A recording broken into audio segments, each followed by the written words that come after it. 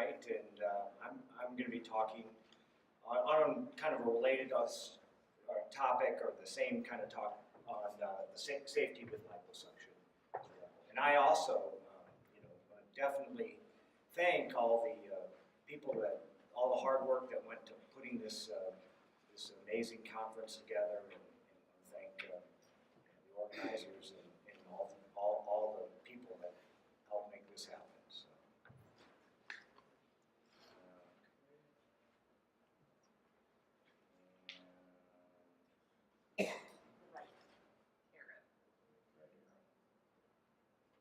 Okay, I have no financial disclosures, and so the thoughts began for this talk when in last fall, when Dr. Adam Ali published a case called "Fat Attacks" in the British Medical Journal, and it's about fat embolism occurred after a liposuction. And the patient, was a patient who had lipedema, who was having liposuction of her knees and lower legs. So fat embolism is when, under some traumatic event, not rarely with liposuction, more commonly seen after like a car accident or such, the fat goes into the veins and embolizes to the lungs. And this is a serious and potentially life-threatening kind of event. So afterwards, I began corresponding with Dr. Ali to find out more. And there were more risk factors involved in this patient and around the surgery that I think could have been mitigated. And who knows, maybe this could have been prevented. So what I'm going to do is I'm going to review the medical literature on that speaks to risks for liposuction and risk for patients with lipedema, specifically in liposuction, and how we can reduce them preoperatively, during the procedure, and postoperatively.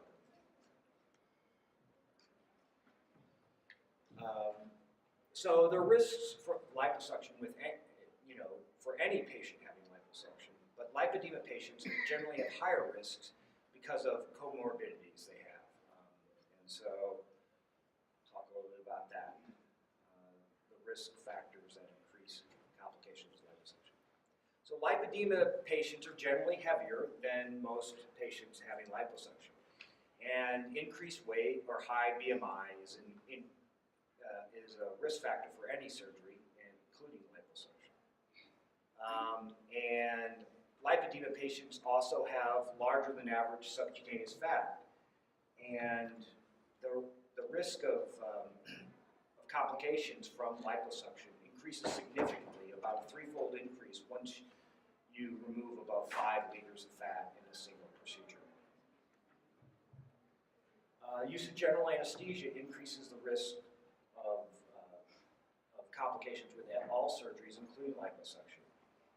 General anesthesia itself can cause life-threatening complications, and general anesthesia can, especially repeated general anesthesia, can increase the risk of post-operative cognitive dysfunction. Now, and that's really seen most in on the very young and very old. Presence of varicose veins increase the risk of bleeding, increase the risk of DVT and embolism. And so lipedema patients have increased risk for varicose veins and venous insufficiency. The larger the diameter of the suction cannula, the more traumatic. So I just want to spend a second here explaining. So here these are tumescent. These are the cannulas we use to introduce the tumescent. And this is a wall tumescent cannula, and this is the sort of standard Klein tumescent. They both administer the tumescent under pressure. The wall is under higher pressure, but the tumescent cannulas are not themselves do not cause trauma. The trauma occurs with the suction. So, and the suction cannulas are the ones that the studies have shown are associated with trauma. So on the left is this is a PAL Mercedes cannula. It's a small 3 millimeter cannula, and it is the least traumatic. And then these are 2 wall cannulas, and they're slightly larger in diameter, and they have different openings. And the more aggressive openings, like kind of look like more like a cheese grater, are more traumatic. And then this is and then on the far right is this is a Blugerman cannula, and it really does look like a cheese grater, and it's a larger diameter cannula. And so this is really what these suction cannulas are what are the business end, so to speak, of the liposuction.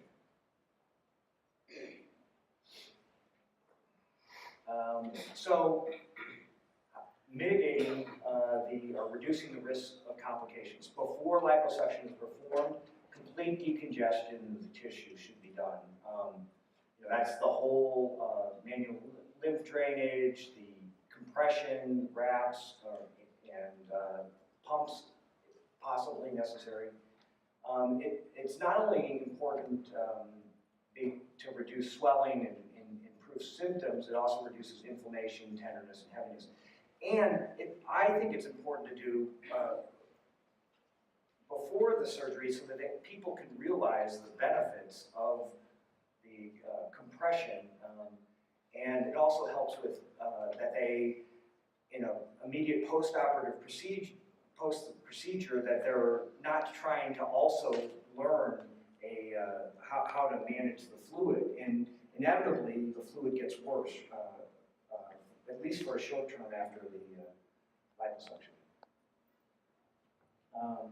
So patients with varicose veins and venous reflux should be treated. Certainly significant varicose veins and reflux. Not every patient with a varicose vein or a whiff of venous reflux on an ultrasound needs to be treated. But large varicose veins increase the risk of bleeding increase the risk of DVT and embolism. Now, smaller networks, which of spider veins, what we call, are that's somewhat controversial. I do see increased spider veins in lipedema patients, and some of them, if there's a very rich network of them, and they're, I feel like it's important to treat them because if they're not, I'm afraid of excess bleeding.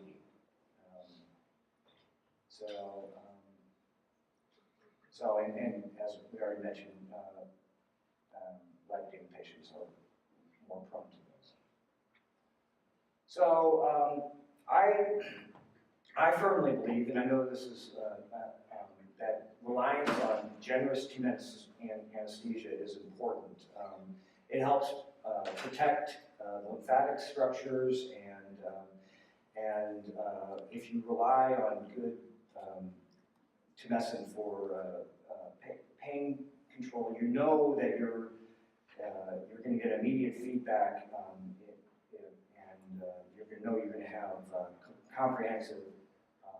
Now, some people, some surgeons do use general anesthesia for liposuction, and I think that's there is some increased risk with general anesthesia, as Dr. Amron stated. He quoted 7 in 10,000. Probably with modern techniques, it's probably as low as 3 in 10,000. But but there's definite good studies that this does add the risk. So limits the amount of fat. So once there's a fair number of studies on once 5 liters of fat is removed in one surgery, the risk of complications goes up by about 3 times.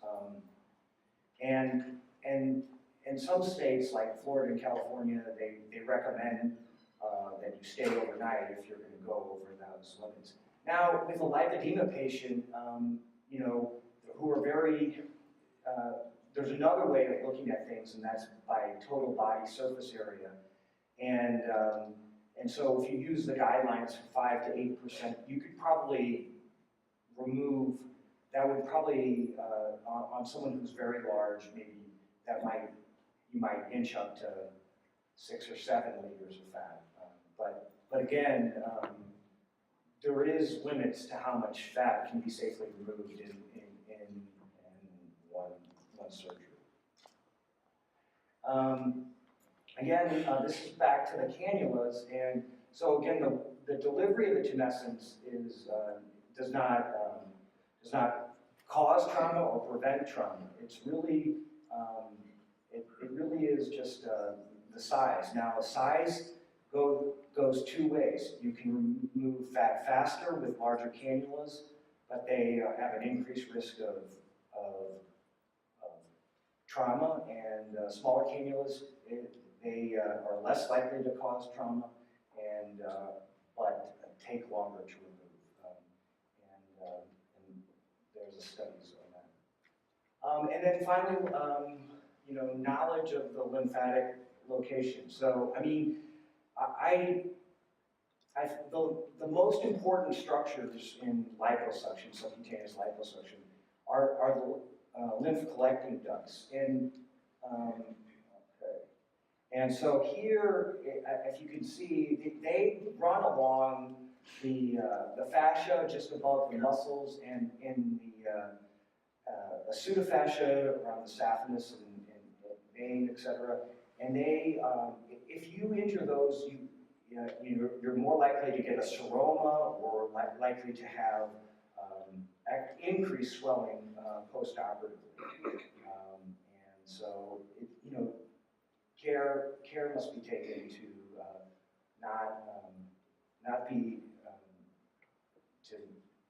not direct the cannulas against those structures. So that's my talk. Medical literature does give us useful guidance on how to reduce complications from liposuction on lipedema patients. And while liposuction is generally safe, great care should be taken to reduce any risk of outcomes when possible. And these are the studies I referenced during my talk. This is our contact information, and we also have a booth out front, and thank you very much.